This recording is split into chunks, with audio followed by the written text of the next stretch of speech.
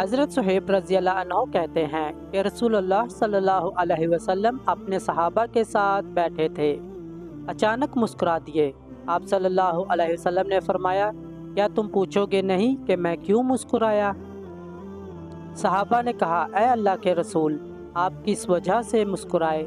آپ صلی اللہ علیہ وسلم نے فرمایا، میں مومن کے معاملے میں خوش ہوا، اس کا سارا معاملہ بھلائی ہے، اس کی پسندیدہ چیز اسے مل جائے تو اللہ کا شکر کرتا ہے اور یہ اس کے لیے بہتر ہے، اگر ناپسندیدہ چیز سے اس کا سامنا ہو جائے تو صبر کرتا ہے اور یہ اس کے لیے بہتر ہے۔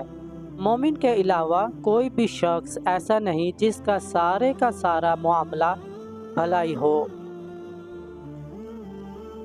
حضرت انس رضی اللہ عنہ سے مروی ہے، کہتے ہیں کہ نبی صلی اللہ علیہ وسلم نے فرمایا، کون سی مخلوق ایمان کے لحاظ سے سب سے پسندیدہ ہے؟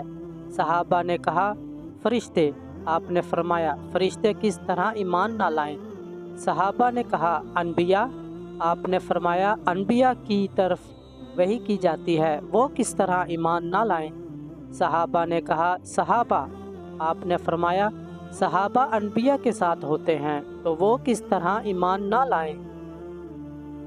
لیکن ایمان کے لحاظ سے سب سے پسندیدہ وہ لوگ ہیں جو تمہارے بعد آئیں گے تو وحی کو کتاب کی صورت میں دیکھیں گے، اس پر ایمان لائیں گے اور اس کی پیروی کریں گے، یہ اللہ کے ہاں ایمان کے لحاظ سے لوگوں میں یا مخلوق میں سب سے پسندیدہ ہیں۔